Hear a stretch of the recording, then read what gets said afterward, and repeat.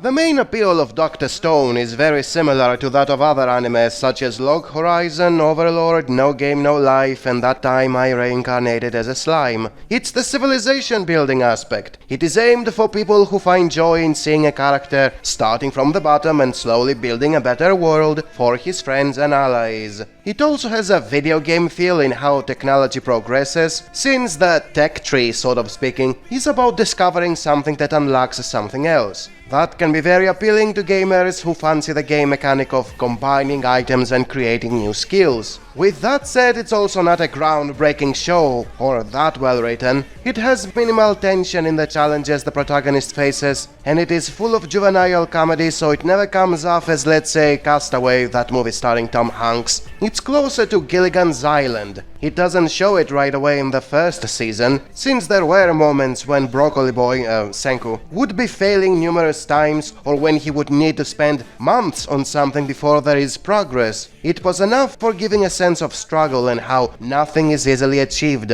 The second season doesn't do that anymore, as Broccoli Boy does everything right and very fast, thus nothing is at stake. This is partly because Broccoli Boy wasn't the main character in the first episodes. It was that generic friends of his who didn't know shit about science. During the episodes when he was the protagonist, the show was way closer to a proper action survival. Then it changed to a silly comedy running on easy mode. What that basically means is that you shouldn't go into Dr. Stone expecting great action and suspense. Everything in it is easygoing and becomes almost like a feel-good anime. The second season is called The Stone Wars, and there is no war in it. The battle was won with zero casualties through science and mind games, rather than brute force, which comes off as anticlimactic, but also somewhat intellectual. And I say somewhat because it's not that smart of a show either. It doesn't have the thriller mind games of anime such as Death Note or Kaiji. It's just that it does its best to solve its problems in peaceful and often comical ways, which, as I said before, kill all the tension and make the show to be quite breezy with its conflicts. This wouldn't be much of a problem if it didn't go against the core theme of the show, which is showing how brutal life can be without the conveniences of science, and therefore needing science, so it won't be that brutal.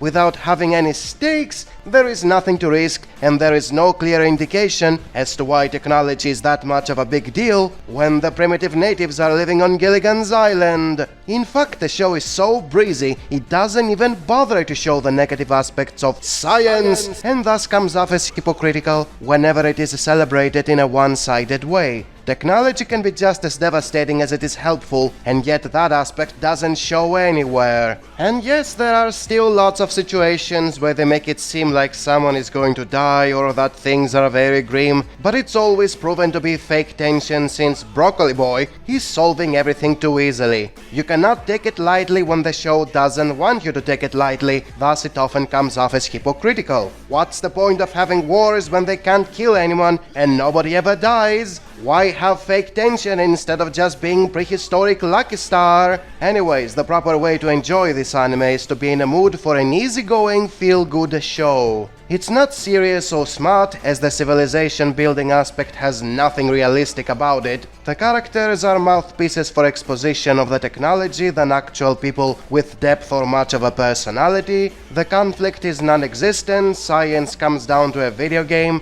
and the fake tension is only making all that pretentious. Just don't go around calling it a breath of fresh air, because unlike most anime, it doesn't have much violence. It's not much of an excuse when you can just as easily say Keion is a breath of fresh air because it doesn't have the violence of Berserk.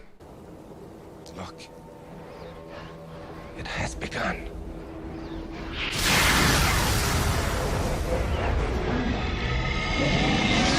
Ah, here we go. Every season the same shit. This show is entirely different because we have never seen a guy who can't confess his love. We have never seen a guy waking up after a long time in a post-apocalyptic world. We have never seen a guy with crazy hair. We have never seen before a smart protagonist. We have never seen before a civilization-building anime. And we have never seen before a guy saying we have never seen before a show we have seen several times already. There is nothing original in this show, and even if you claim the way it combines all the aforementioned elements is what makes it different from everything else, what kind of a selling pitch is this?